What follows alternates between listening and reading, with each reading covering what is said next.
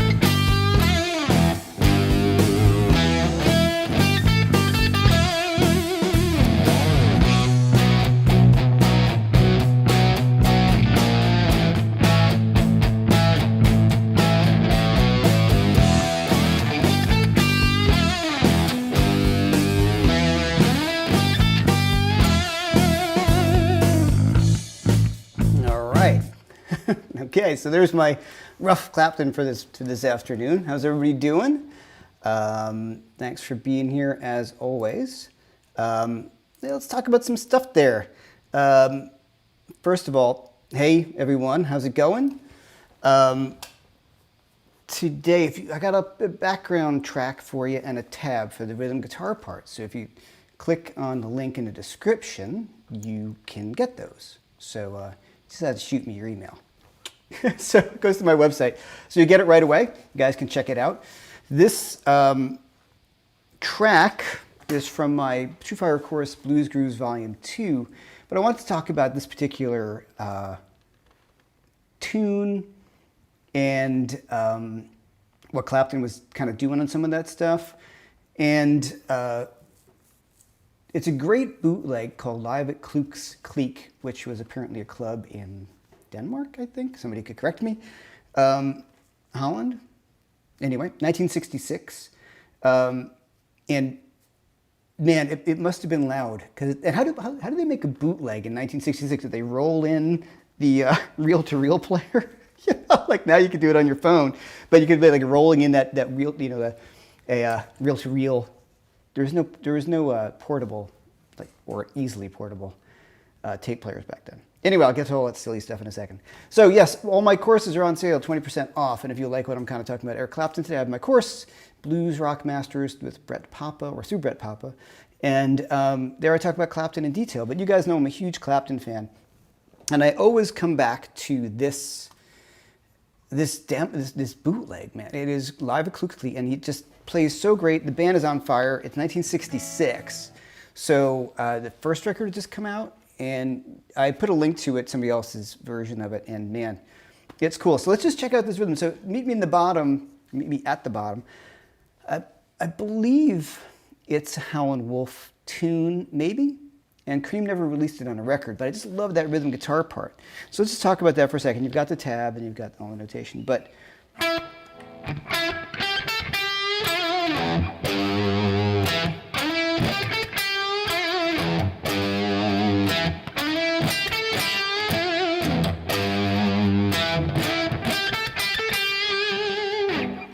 now, that first lick, and if you listen to the version of it, he is smoking on it. The guitar sound, let me just play a second of it, because, here, check out.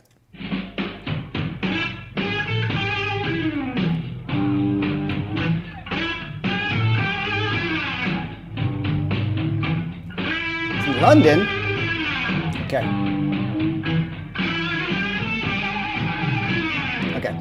So thanks. Okay, Kluk's Kliek's in London. I thought it was in Holland or something like that. In London. Okay, great.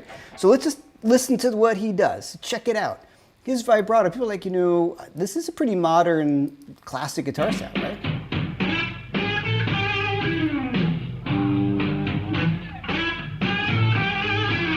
Okay, so.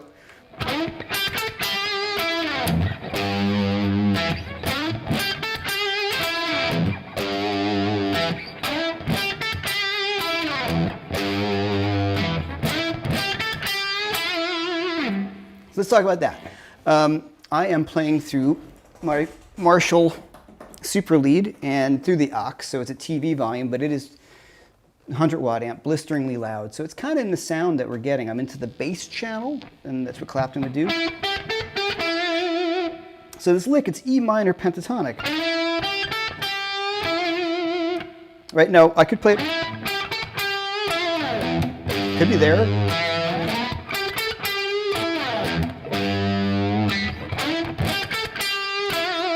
I kind of like the snap. So let's talk about that for a second. How do I know where something is played? I don't.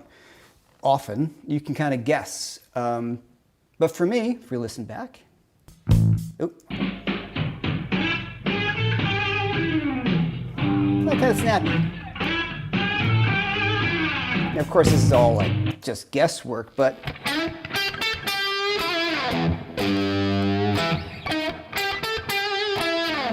you know, 50-50, but maybe 60-40. I'm hearing that. Okay, so then the next part goes to the A chord.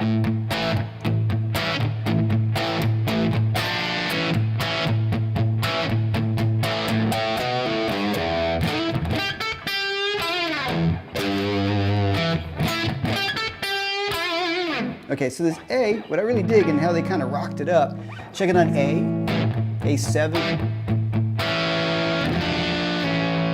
and bring it up that half step. So kind of B flat 7, back down, that lick, E minor pentatonic scale. And we go to our 5 chord, B, chromatic down.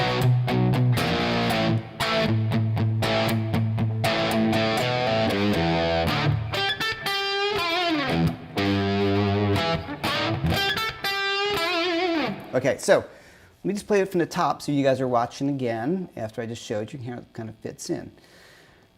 I didn't expect to solo. I thought I'd go solo on that tonight in the top, but yeah, maybe I shouldn't. I'll show you 2 licks that I really like that I stole from this.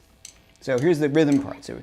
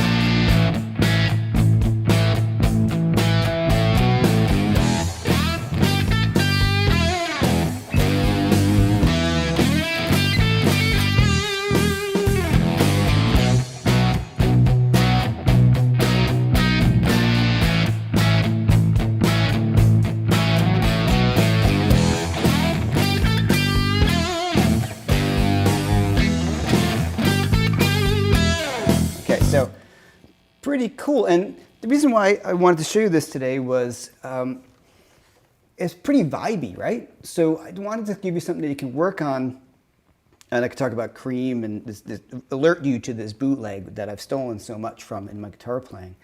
But the vibe in which he plays everything. So we got that big vibrato, right? And when he plays it, it's pretty aggressive.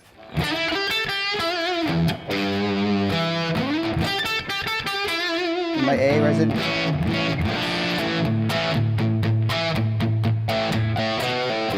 Now, one thing I've noticed when I watch old Clapton videos, he's so freaking loud that he isn't really picking that hard. And it was something, this is my assumption, and I actually heard Bonamassa talking about this in some interview where he said, well, actually, Clapton isn't really picking that hard because he's so loud. And I was like, oh, I think I'm right. And Joe gets to play that loud all the time. And I don't get to play that loud all the time. But if you're playing through something like this Marshall and you've got that kind of pillow of sound behind you,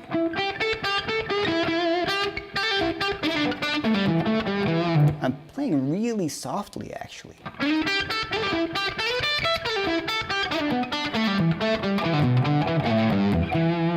Where it seems like, you know, if I pluck in that, it sounds super snappy, so.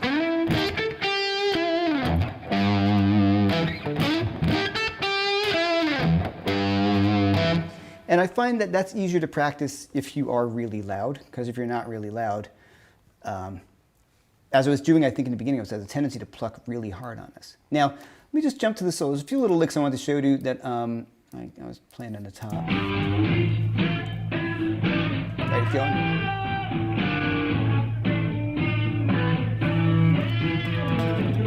Kind of variation to.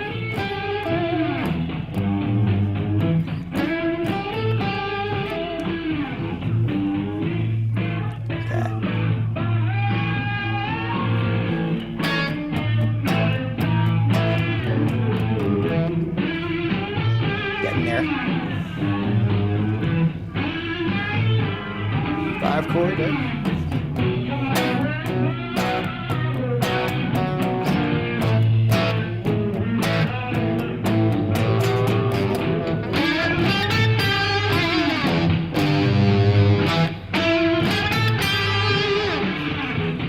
Yep. Next line. Sorry, guys. There we go. I get this one lick. It's the best. Sorry, I had it lined up. Yeah, it's live.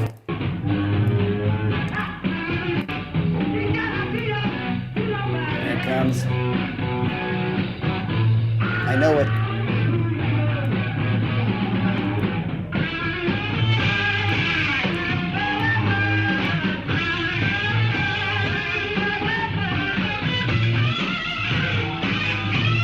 Okay, that.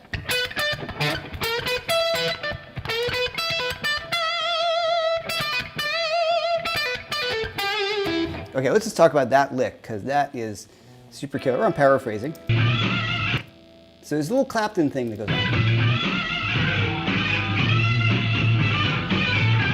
That.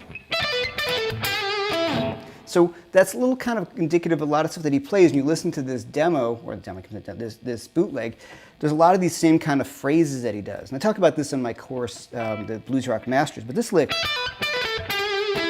so I'm just playing E minor pentatonic.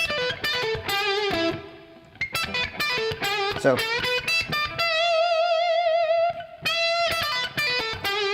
that kind of phrase. So we got this first intro lick. So we want to really think about how we articulate that. So I'm going to bend up, kind of like rock lick number 1. I have A to B, B, E, right? E minor pentatonic, D, and I'm going to bend up to that E. And I'm articulating each of those notes.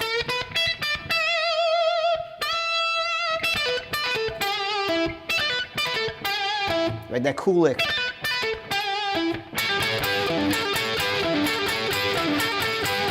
Now that lick, it's one of the kind of Clapton standbys of this era.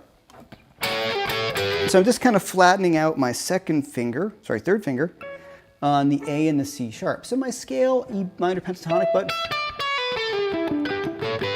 that kind of blues stuff that we can do, kind of a bit Dorian. He's not thinking Dorian, he's thinking this E minor blues stuff.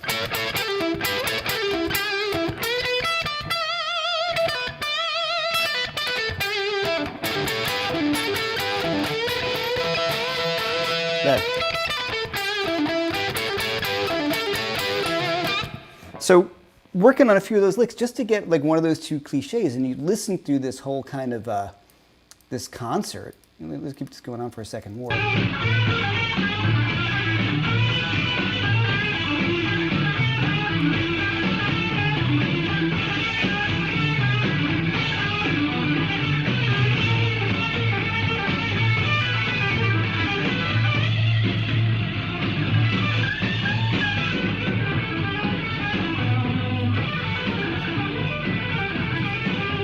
That same kind of phrase, right?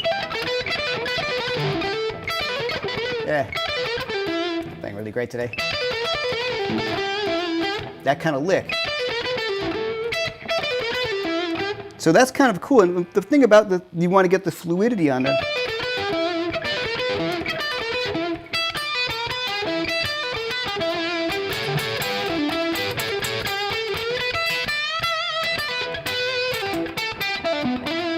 So what I would recommend you do if you get this bootleg, there's a link to it, you just jam along with it because he really stretches out. It's kind of like Wheels of Fire, but you know, we've all heard Wheels of Fire if you're a big Cream fan. I've heard Live Cream and Wheels of Fire and all those things a million times. This is just an earlier recording, and I just feel like there's a certain thing going on this recording that is really powerful. Like they're just new. They're a new band, tons of energy. They play Crossroads and NSU, and I'm So Glad, and a bunch of other things that are on the first 2 records, but I would highly recommend it. So, once again, you got the link for the tab on the rhythm guitar part, but I felt like the rhythm guitar part, more so maybe than the lead thing, is the thing you want to learn because it just digs into that vibe.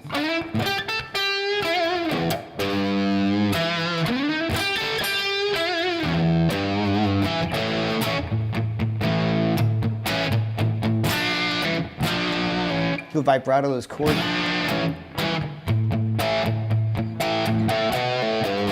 And then getting that pulse there, the dynamics.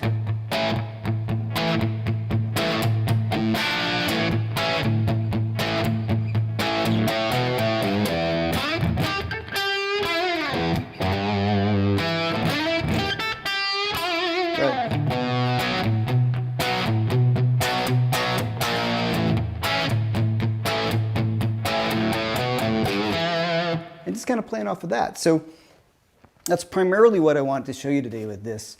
I didn't want to get too much into the soloing because this groove, oddly enough, took me some time to get together. I don't say like oddly enough. I just, I learned it. I'm like, oh, I'm just not killing it. And that vibrato, getting that phrase, it takes some time to get that kind of in the mix. So, Cream live at Kluk's Kleek. And thank you. I didn't realize it was England. I was misinformed. I'd read on the bootleg, somebody had said that it was in Holland or something like that. So what do I know? I just repeat what I hear online because I believe it makes me a much more well-rounded person. For you Spinal Tap fans out there. Okay, let me say hi to everyone. Oh, we got a top chat. Thanks so much for Daniel Hornbecker. Thank you. I have to watch it later, but I want to play his Cream era Clapton. Please keep these coming. Or maybe a mega course. You've got to dig into those remastered boots. Yeah, well, I have the course with Brett Papa, the Blues Rock Masters, and I dig pretty heavily into Clapton there. And earlier today, Brett and I were talking about just such a thing like this, of digging more into old school Clapton. And I saw that there was somebody who hit me with a top chat earlier who I missed, and let me find out who that is. Just for mentioning Kluk's Kleek, I appreciate that too. So let's do the roll call. Say hi to everybody. Essie Nesbitt, Stephen Moore, Jeff Harper, of course Phil Mingan, as always, moderating and just helping out so much and hanging out with everybody. Christian, Ken, Stan Stamos, Phil Jones, Quincy, I got your name right this time, James Thompson, Addie LP, all right. Lawrence Maskett, thank you so much. Yeah, there we go. Thank you for mentioning Kluk's Kleek for starters. I appreciate it. Excuse me, thank you very much. Okay.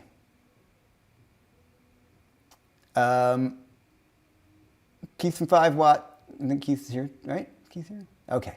Richard and Sarah. Okay, everybody's here. Jonathan Robinson. What's up, Jonathan? How you doing, man? Thanks for stopping by. Appreciate it. Casino Guitars videos. Great stuff. Thank you. My knees hurt. Everybody else. Okay. So let's talk about a few things here. And Michael Cope, what's going on? I'll get some questions. So Zita's here too. Thank you. David Deere Parker. Thanks. All right, so let's talk about some of the tone here. It's super important, I think. I am playing to an old Marshall. It's a 72 Super Lead that I've had forever, that I got used at Carmine Street Guitars for $800. Yeah, it was one of those days where I'm like, how much is that? And he's like, oh, it's $800. And I'm like, did you say $800? And I was like, he's like, yeah. And I'm like, is there a reason why it's $800? No. And I was like, can I open it up? So I opened it up and looked at it. I'm like, I'll be right back. Ran to the bank. And at the time, and not that $800 isn't a lot of money. It is. At the time, it was a real stretch, but I couldn't let it go. And I've had it forever. I don't know, it was at least 15 years ago. So I've had it ever since. Of course, I had to drop a lot more money into getting it back up to fighting speed. Okay, so classic Marshall and Les Paul sound. At that point, he was playing SGs or Les Pauls. I don't know what time he could have been on a Les Paul in this one before it was stolen. So I'm just cranking the Super Lead to the bass channel. There's 2 channels. Let me just kind of, I know you can't see this so great, but so if I were to crank the treble channel, a bit more like, a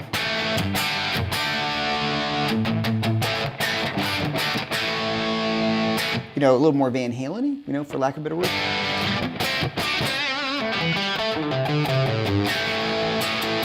So what Clapton would do, you can mix the 2 channels.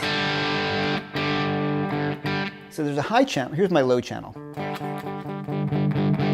So it's pretty bassy, right? So what Clapton would do from all the pictures, a lot of guys like Van Halen, a lot of the guys just plug into the treble channel and get that, which sounds awesome.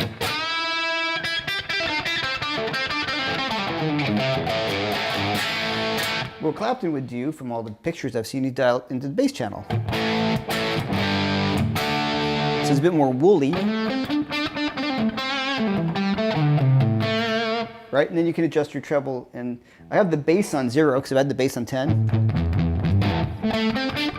And especially if you're going through a real cabinet loud, that would be really flubby. So I just dial back the bass down to 0, treble on 10, my mid-range on 10, and my presence is pretty high up. So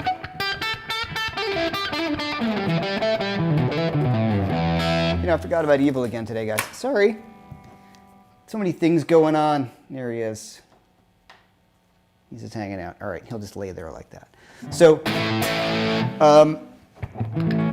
and then when you go to that woman tone on the neck,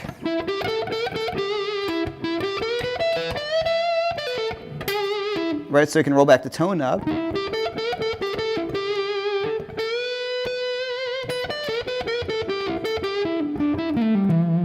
And I'm not using any overdrive pedals. That's just the Marshall. So what's really great, and we're not getting, because you're not in a room with it, and God, if I were in a room with it, I'd be deaf, and my neighbors there'd be police outside my door, and I would be deaf. You kind of clean up by either playing softer or roll your volume back. So that's a big part of this whole thing. If you want to get that aggressive early Clapton sound, a big part of it's going to be the sonics, so the amp.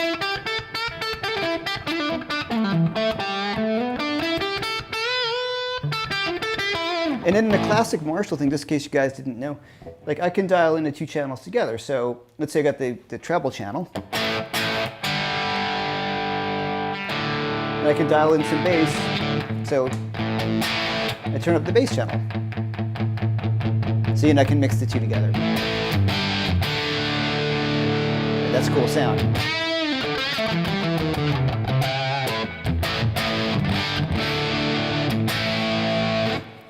One little cool Marshall secret is if if you plug into the bass channel, I have them jumpered internally because on gigs I didn't want to run over with the jumper cable. If you plug into your bass channel and you kind of turn up your treble channel, you get a little ghosting of some treble. So, but when I was getting into Clapton really heavily at one point, I had the amp and cranking up that bass channel. There it was, right?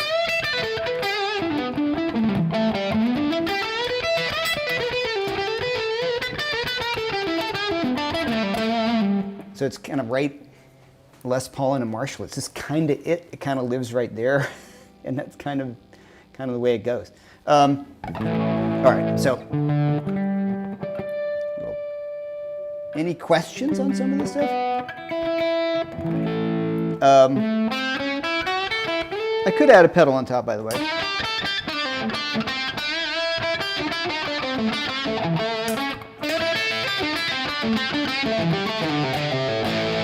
But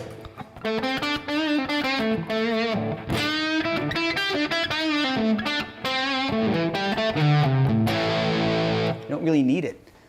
That's the beauty of it, right? Just guitar into the pedal. I think he just had the guitar and a wah pedal. And of course he had a clip-on tuner. Yeah. All right, any questions, guys? Got a bunch of people here. It doesn't look like any questions. Am I leaving anything? Okay. When you're playing, there's a few. Hold on. Popping up a few questions. When you're playing up the lead up by the 12th fret, are you doing any playing on the changes or just not even the 5 chord? I wasn't outlining any changes whatsoever. And he does a little bit of both, but right off the top, I was just going for the big pentatonic stuff.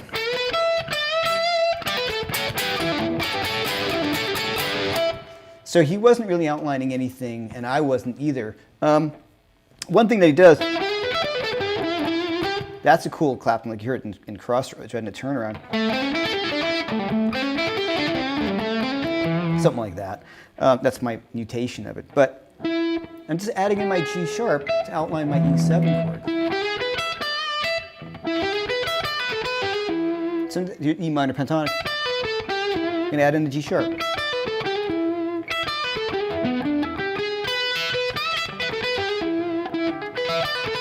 Right, that's one of its real cliches in a good way. And I can hit that 5 chord in there as he does in Crossroads.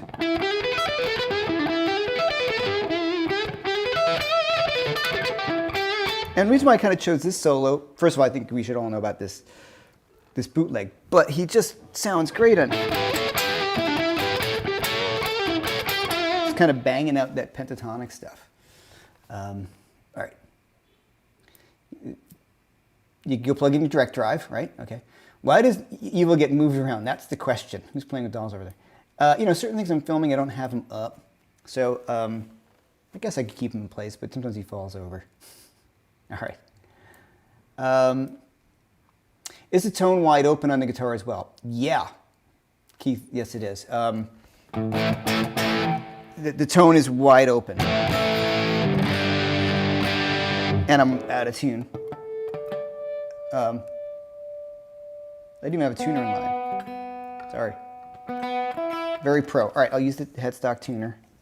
So if you use a headstock tuner, one trick that's really important if you decide to use one, you tune your guitar with it. And then, there it is. You tune your guitar with it. I usually have it on the floor tuner, but I just want the plug kind of straight in. I have that. It's exciting stuff. It's live television and breaking. Then you take it off your guitar and you never put it back on, because if you play a gig with a headstock tuner on your guitar, it is not a cool thing at all.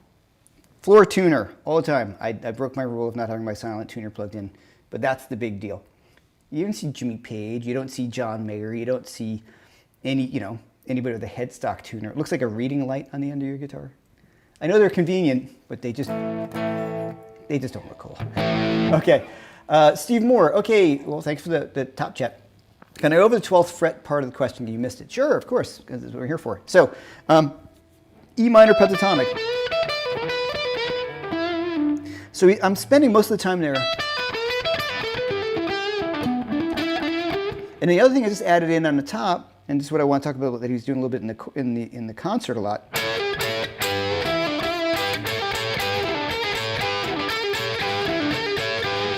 So there I'm just pulling off, I have the A and the C sharp. And I'm pulling off to the G and the B string. And I'm going to slightly tweak my first finger to kind of allude to that third that we've talked about many times here. So let me just show you that lick and slow.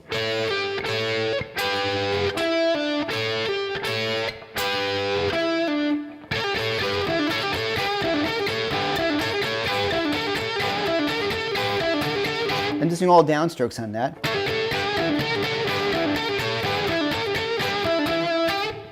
And I just feel like that gives it the right kind of tone. I'm not hearing. Yes. And that first lick.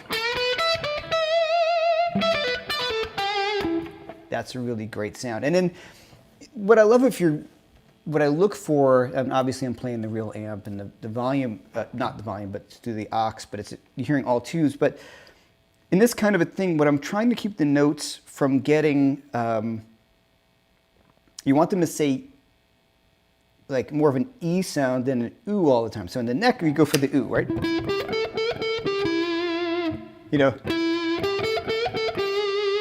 Now, I like that sound when I'm just kind of having fun playing some Clapton stuff.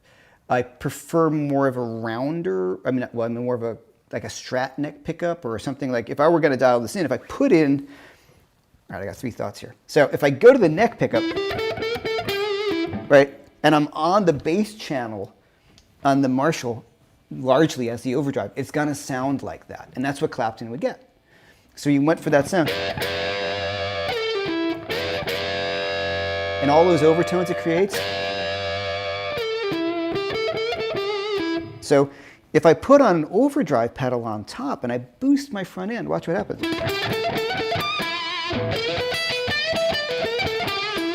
Right, I get a little bit more definition out of the note because I pushed some pre-EQ into the front of the amplifier, right? So I'm tightening up the signal. And that's why tube screamers are so popular. They cut out some low end and they boost your mids so that you cut through in the gig, right? So when you, like some Steve was playing the tube screamer, He boosted volume, but he didn't get so much more lows where things would get flubby. So if I do this and I just have a little more treble dialed in on my overdrive, let's hear the other side. I mean, it's still got to be a little of that sound, but let me really push it for a sec, guys. Got my pedal right here. That's plugged in. I'm going to boost the treble a bit more. Okay, so we can hear it now. There's this. There we go.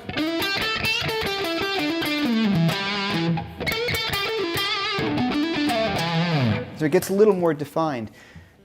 You know, it's hard because I've got the full bass sound going on there. But on the bridge, though, that's the important thing. It still remains really...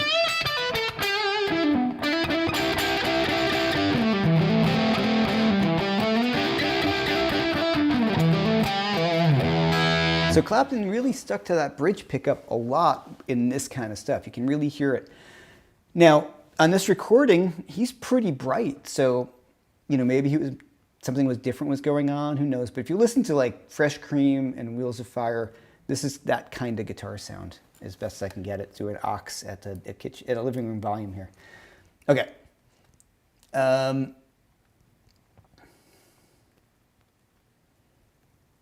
Headstock tuner all day long. Look, I'm talking about on gigs. A tuner, floor tuner, not expensive. It costs as much as your headstock tuner, or maybe not. But all right. All right, some questions. Did Eric ever use a range master? That's always hotly debated. It depends on who you ask. I've tried to figure this out because I'm just such a fan. I have a range master.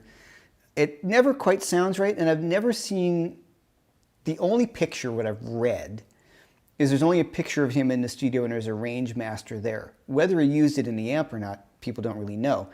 Maybe Keith could chime in on the Beano tone. We didn't think that he was doing it. Because Keith and I did the Beano tone video that Keith at 5 Watt World. If you want to check that out, Keith really investigated really well, and I tried to emulate the tone as best I could.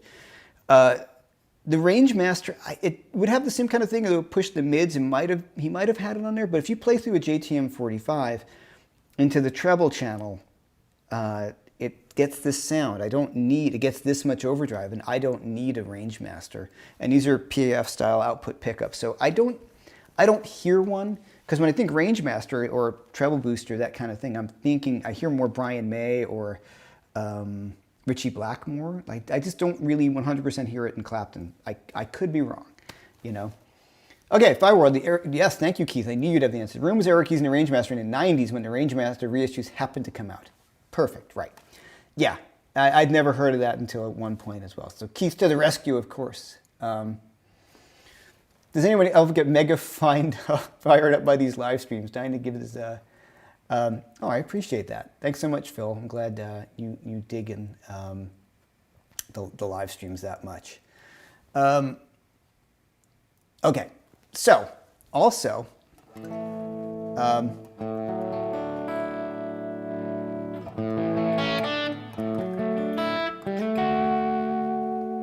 just by rolling back my volume, I can hit wrong notes.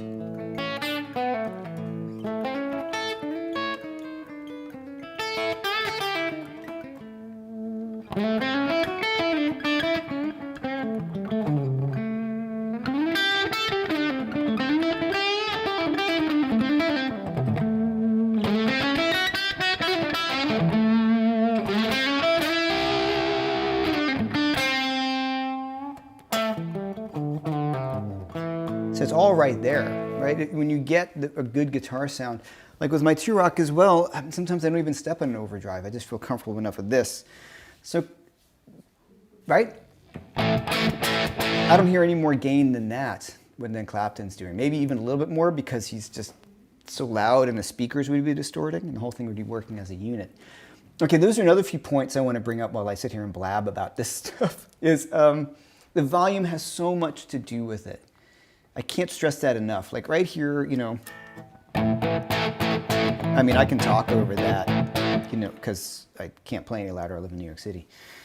But when you really get an experience of standing in front of the amplifier at volume, or somewhat close to a compelling volume, where the guitar works in tandem with the amplifier, like it's picking up the vibrations and you create this circuit, that's really, really big.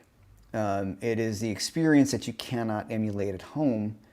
And the amplifier becomes more a part of your guitar playing. Like you end up playing the amplifier like an instrument, or as part of your instrument. And that's the coolest stuff in the world. And that can unfortunately only really, really be achieved if you get to play at some sort of volume. It doesn't have to be ear-crushing stadium volume with a 100-watt Marshall. It's just loud enough where the amp is doing what it's supposed to do, and you're kind of creating that loop, that feedback loop. That's another big part of it. You can get feedback from your amp, which I can't do. Right? Hopefully you'd be loud enough you go like, that'll come through.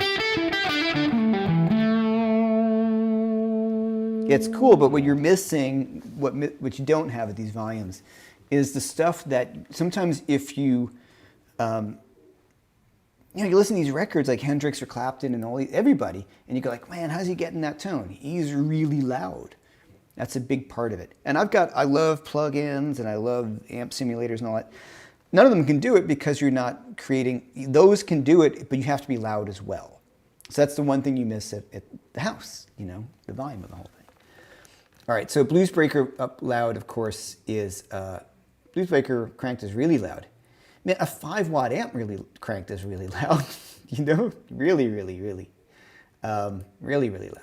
Okay, some of the questions. Do you ever use a 2-amp setup live? Never, because I move my own gear. I would love to, but it's a big enough pain in the butt moving 1 amp in New York City. If I had other people moving my gear for me, sure, why not? But no, it's just too much. Okay. All right, let's see what we got here. Okay, this is Sons of Sound. Hey, Jeff. On the 12th fret licks, are you barring the top 3 strings? Yeah.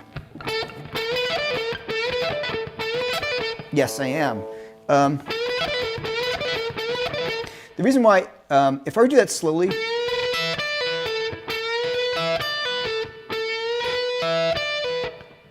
that's all barred.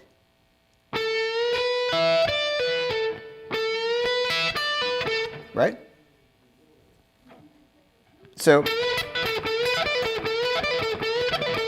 but if I'm going to play it slowly as a lick, I probably wouldn't bar because I don't want them ringing out on top of each other. So depending on how you want to articulate it.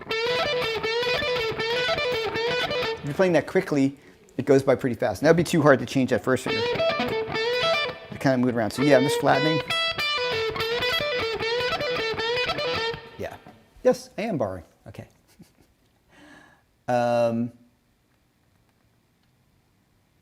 5-watt World for my Ox and Rec Junior purchase. Oh, really? This is from Greg Fell. So you bought Keith and I did the train wreck video and featuring the Comet and the train wreck Junior or the Z-Wreck.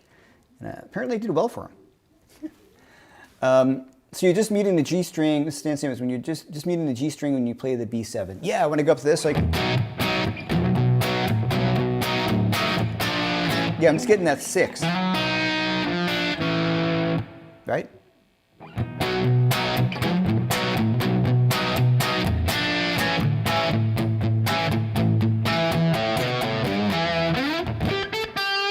Yeah.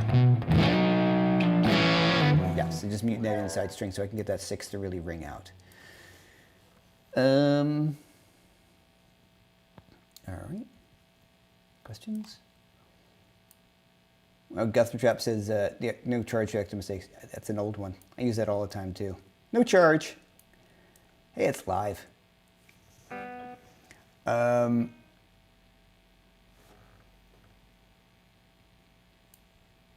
Okay, sorry, I'm just looking. These are not questions. All right. So yeah, the blues break, Rory Gallagher, of course, used the Range Master 2 during the early 70s. Yeah, to push the front end of the amp, these things all progressed, right? Where people would just be gigging and they just want more gain out of the amp. And so they would just step on something to push the front end of the amp. So when you're doing that, what you're doing is you're actually pushing the signal.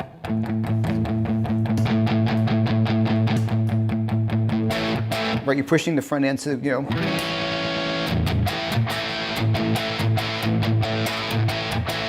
where everything pushes forward, you're sending more gain, you're sending more volume, and maybe sometimes more gain if you're using an overdrive pedal. And then you can also pre-EQ, which will help tighten up or remove certain sounds, certain tones that you don't want. Right, if you see, like I said, if I'm cranking this, and I go that neck pickup and it's a bit flubby, I can turn up the treble on the floor pedal, on the overdrive, and that kind of will help it tighten up a bit. Okay. I don't know if he's doing a lot of pick squeals. I know we hit 1 or 2 in there, but that sounds cool.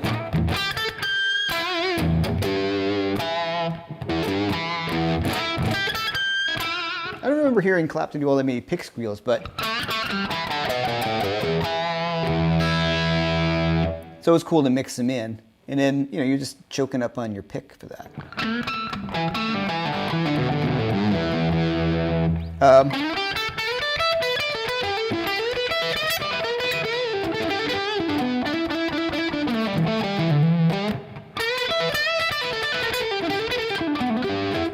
Just a lot of pentatonic stuff. And like I said, I do go over a lot of stuff in real great detail. And it's the phrasing, in great detail in the course I put out, the Blues Rock Masters, where I feature him, Eric Clapton, Jeff Beck, and David Gilmour. Oh, speaking of a few things, on Friday, I didn't do it out last Friday, I got a David Gilmour video coming out. Just one, I'm talking about the final cut solo, which I really love. I teach it to you and take you through it and talk about why that solo is so good. I'm just kind of analyzing David Gilmour a bit more, why it always, people are always like, man, he always chooses the right notes. And I could say, well, yeah, because he is playing chord tones. So we're going to focus in on that. There's a video coming out Friday morning on the solo for the final cut. So check that out. I'll have the tab available for you for that as well. So any live gigs coming up? Actually, yes. All right. I am playing on the 29th of April at the Bitter End in New York City. It's an early gig at 6:30 p.m. We're only doing 3 shows a night, and I thought that might be the cool one to try, an earlier gig as opposed to a later gig. I don't know. So it's limited seating. It will be on my website shortly. It will be on the Bitter End website as well. And if you watch this video after that, the gig's already happened. But it's a great band. Super psyched about the players. Walter Fischbacher on keyboards, who's on my first record, and the track you heard at the beginning, he was on that record. Chris Morrissey on bass, who's a great New York City bass player. Rodney Howard playing drums, who played with Gavin DeGraw, and he's been the drummer for Avril Lavigne for many, many years. So, a really great friend of mine. And he's on, the jam tracks that you guys have been checking out on my Bandcamp, that's him on drums on those tracks. So he's just a great player. All right. So, yeah, hopefully you guys just download the backing track for this one and the tab and notation. And I also put in the Guitar Pro file for you guys, if you guys want a Guitar Pro for this one. Check out this bootleg. It was one of those ones like the secret weapon. After hearing all the Clapton and Cream stuff, you hear this one. There's a lot of bootlegs floating around. On the farewell tour, they just released, they just reissued that record with a bunch of different bootlegs that were floating around. And there's some great moments, and there's some moments where I understood why Eric Clapton wanted to end Cream with the most due respect. There were some points where it was just kind of went off somewhere, and he was kind of the only guy at that point, at that moment in some of the recordings holding it together, like Ginger Baker. There's a version of Crossroads where Ginger Baker turns the beat around 4 times. And I love Ginger Baker's playing, but on this particular recording, if I were on stage with that, I would have been like, what are you doing? So there's these moments of brilliance mixed into the moments of them, just a bunch of guys just jamming and sees what happens, you know. But this one, Kluk's Kleek, is really great from top to bottom. So, oh, you know, wait, here, Volker just said, practicing is much more important than gear acquisition. Chasing, just move it, a great tone all your life doesn't not mean you're better player. Yeah, let's just talk about that for a minute. And this is Rory Lisman. Can you duplicate great tone using modeling apps or plugins to hear you play your nice analysis? Yes. Okay, two things there. Nothing replaces practice. Nothing. Zero jumbo zip, nothing. So there's been funny times where I will be playing through either this old amp or my 2-Rock, which are, they're great amps. Or sometimes on the live feed, I've been using an Apollo Twin plugin, or I'll be using my Axe-Fx FM3 of late, and I can get them all to sound very, very similar, but the underlying thread that I discovered as I listened back and watched it all sounds like me. No matter what I do, like I just play the way I do, and the tone in my hands is the tone I have in my hands. So to answer those two questions, Rory, yeah, you can dial in some really great sounds using plugins or less expensive gear.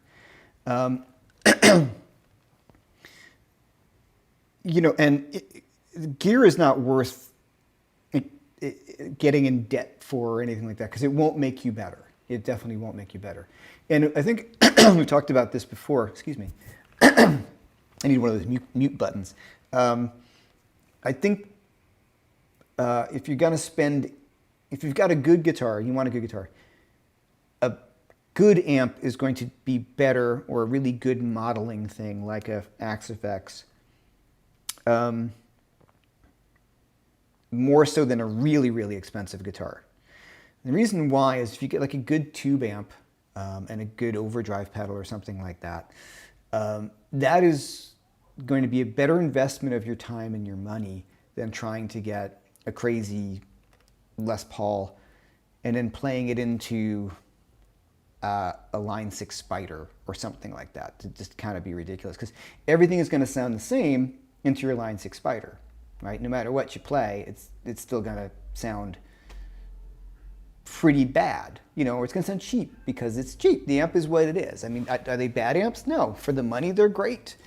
But, if you want to get a real serious guitar tone, Fender Princeton, Fender Deluxe, Vox AC15, Marshall DSL, any of these Blues Junior, all these really, really affordable amplifiers. Plugins, the ones I highly recommend. I love S-Gear. Somebody just mentioned S-Gear top load. S-Gear is fantastic. And I know Michael Scuffam. Great stuff. Very affordable. And I've used that for years. And I'm always very happy when I plug into it. I think it sounds great. So,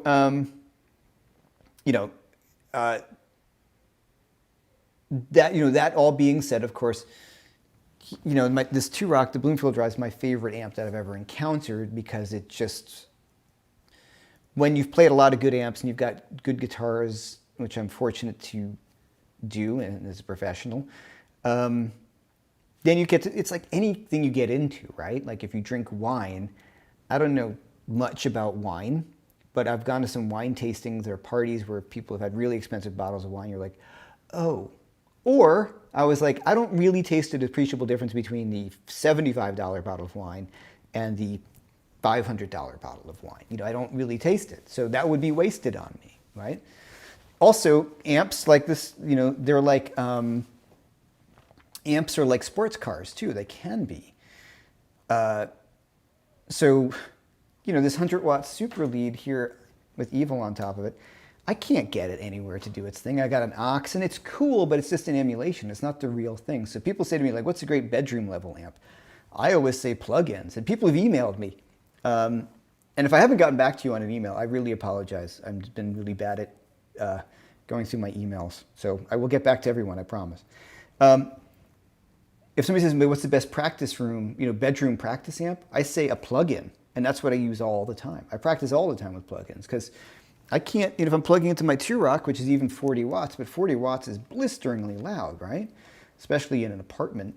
I got neighbors, they probably already hate me, but, and so at night, I'm just either playing unamplified or I'm plugging into my Axe-Fx FM3, which I think is spectacular. Something like the Kemper is great. The Kemper, somebody asked, what do I think about the Kemper? I think the Kemper is awesome. They're all really good. The Line 6 FX Stomp, HX Stomp, excuse me. I'm sure the Quad Cortex that's out is great. The Line 6 Helix stuff is really great. I just try to go for things that are simpler to use. The Axe-Fx is not incredibly simple to use, but they have a lot of good. When I plugged it in, I got a really good idea of what things sound like.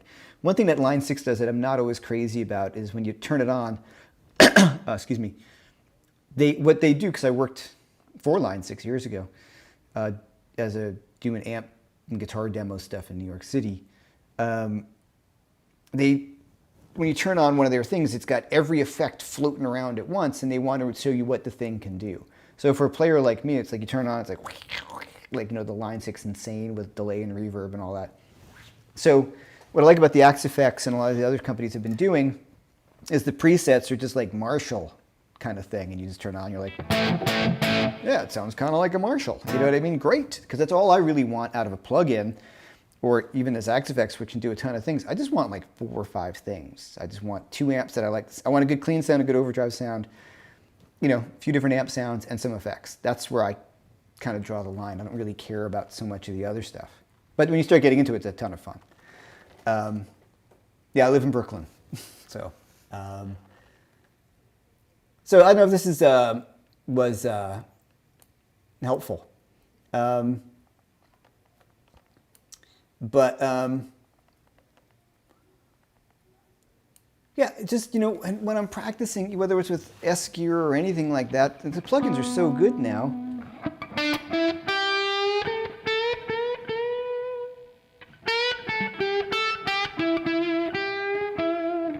Trying to get something out of the guitar.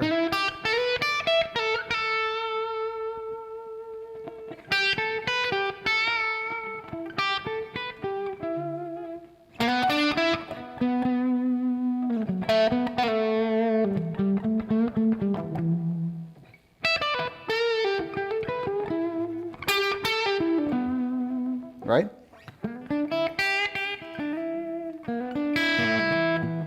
Now, one thing about playing with dynamics, which I'm doing right there, I have a pretty low volume right now. Dynamics always really work when you're really loud. And I think I've mentioned this before, playing with Robin Ford, who's exceptionally loud on stage. So he can be really dynamic. That's a big part of it. I mean, he's loud, but he's also really dynamic. And Matt Schofield, we talked about that. Matt's a good friend. And when he was talking about, when he was on the show a few times, when other people plug into his rig, he's like, dude, it's really loud. He's like, no, it's cool. He's like, no, it's louder than you think because Matt plays very dynamically and he's learned how to play a really loud amp.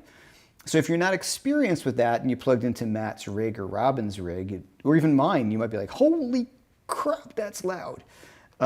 Because I'm always riding the volume knob and always riding the dynamics of it. And it's not really banging the stuff out. So these are all these things that are important to think about. There's just practice. They're important to think about when you listen to this recording at Kluk's Kleek or any of these live great recordings. We're not at that volume. So certain things, when you hear Hendrix play the Star Spangled Banner, part of it, besides his brilliance and all these other things, is simply that he's just so loud. And the feedback and in the way that the guitar interacts and the sustain he gets, or you hear Gilmour in concert, it's loud.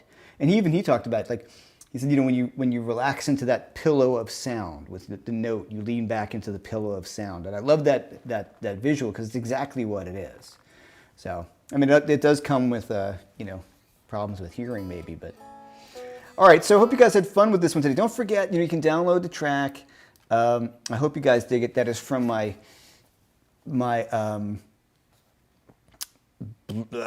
Blues Rock Grooves Volume 2 over at TrueFire. You can get 20% off of that if you go to my website and you enter Live 20. Also, if you want to dig more into some of the Clapton stuff, you guys all know by now, the course I put out with Brett Papa, the Blues Rock Masters, and my jam tracks, and all those other things. But I really appreciate it. It's been fun. I always enjoy, and I always so appreciate all you people who kind of show up every week. It means a lot to me, and I really appreciate the community we're building, and I really appreciate your support, and Phil does as well. And yeah, guys, I just want to make sure you know how much I appreciate this, and I really enjoy doing it. And people have said, you know, I get some of these emails. This is great. They're like, I look forward to this, and it helped through this pandemic and all that. I feel the same in return. Doing this has been really, it's been great for me because I just feel like I'm in contact with people, and it's a cool community. So thank you so much. And if you like what you see, please like the channel, let your friends know, and share it. Just trying to get to this next level with this stuff. And other things, I am still working on my subscription channel coming up. I don't have a date for it. I'm just trying to get it all worked out. There's some other courses in the works. And what I would love to hear from you guys, and you can feel free to shoot me an email through my website, is what you would like to see in a course from me. You know, because I've got a lot of things out. And what are you guys thinking? That, you know, man, I'd love to see this from you. I'd love to hear this from you. I would really appreciate it. With Brett and I, we're going to do a bit more of a hard rock, kind of classic rock course. And I'm looking forward to getting more of that stuff out. Because with TrueFire, I do a lot of blues stuff, which is a big, big part of what I do. But also at the same time, grew up being a metal guitar player. So that's really in me, and that. And then also the jazz stuff. And you guys will have fun. I started taking up guitar lessons again. How's that for fun, right? With my old guitar teacher, my original guitar teacher, well, after college. He was a jazz guitar player. He would worked with George Benson and was his band leader and all that. So just a great player. And it's been a ton of fun because, you know, you're never too old to learn and you never know anything. And we're going over stuff. I'm like, I know that. I just don't do that. And that's the best part. So I've been having a ball practicing. So I'm looking forward to sharing some of that stuff. But I'm having a great time. So this is hopefully you guys are getting some similar kind of stuff as well. All right. So everyone, hard rock for sure. Okay, cool. Like who? I'll just hang out for a minute or two. Still a bunch of people on. So hard rock like who? Okay, so the guys I love, and I'm talking to Brett about, is like Michael Schenker. Just absolutely love Michael Schenker. Growing up, like, you know, I'm talking, you know, maybe some like Deep Purple-ish stuff, Sabbath. You know, the problem that what's really very funny for me is the music I grew up listening to, I love the most, is the generation even before mine. Like, so that's an interesting thing. People are like, oh, what about, you know, John Mayer? I'm like, well, he's younger than me, so I don't have a real connection to him. But my favorite guitar players, like say like Clapton, if you're talking about the rock guys and the jazz guys, are all at the generation prior to me, you know. And it's not even like you know what I'm saying, like. Cream, their first album came out before I was born, you know, just about the same time, you know. Well, actually, before I was born. So, see what I'm saying? Like, so I'm listening, I grew up in New York, and you guys, everybody lives and grew up in New York. Classic rock radio was really big. New York radio absolutely freaking stinks. Because the classic rock radio is all the same stuff. But WNEW was around for a while, and that was kind of cool because they played a lot of album-oriented rock, so that was fun. All right, so like I'm saying, even like kind of getting into, I loved Priest and Maiden and you know, like Dio, and I loved all the classic metal stuff. So I learned a lot from that, and there was some of the shreddy stuff, but the idea of getting into Thin Lizzy, right? All those bands, and then a little later. You know, like Soundgarden, I love those bands, you know, but I was already on my way. And at that point, I was more into jazz and trying to get my albums out, you know.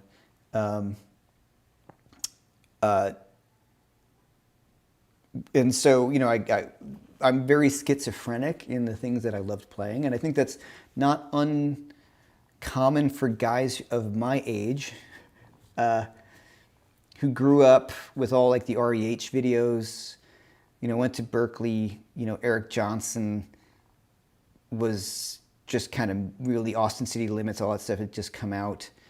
Halsworth, Van Halen. I mean, I saw the 1984 tour. So Michael Schenker a bunch, like UFO is a big influence on me. And then like when I was in Soundgarden, I loved Soundgarden. I thought Nirvana was great. Pearl Jam's first record is just an amazing record. But the guitar playing sort of went the way it did. Went away from the Guitar Hero stuff.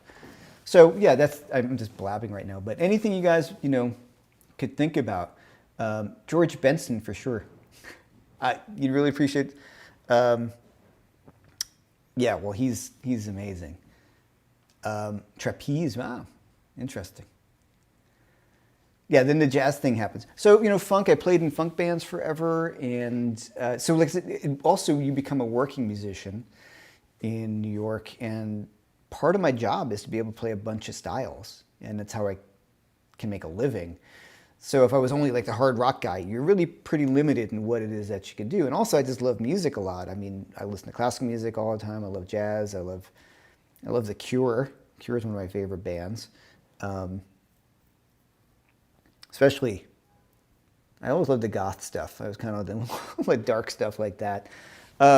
Okay, so obviously the obvious guys, but I think I kind of want to get it to be a little heavier because there's a whole big side of me that people don't really see that much. And all right, so like I said, if you guys have any ideas, please feel free to email me through my website, Jeff-McErlain.com. I'd love to hear from you. It's really important to me because you're the people that I'm reaching out to. You know me, so your opinion is really really valued. All right. Thanks so much, everyone. Thanks again to Phil Mingan for really helping out every week, really helping me do this. Makes my life so much easier. Someone commented, I want to pass this along live, and I told Phil about it. One of my good friends was like, man, your moderator is the best. He's on top of everything, and he really pushes your stuff. Like, he's really behind what you're doing and pays attention. Where, not every, but So other guys don't necessarily do that. So Phil, just you guys know that Phil is also helping moderate Keith Williams, 5 Watt World, when he does live, and Tim Pierce. So he's working with Tim Pierce. So how cool is that? So do I really want more emails? That's a good point. Yeah, it's a good point. But I do really want to, I'm curious because, everybody knows me largely as a blues guitar player. So I just want to make sure that, get these things out. I am a little bad on the email return. I got a lot of stuff that I'm trying to get done, and it's a one-man show. So, uptown problems. And thanks, guys. I appreciate it, and I will see you next week. And yeah, until then, take it easy. Thanks.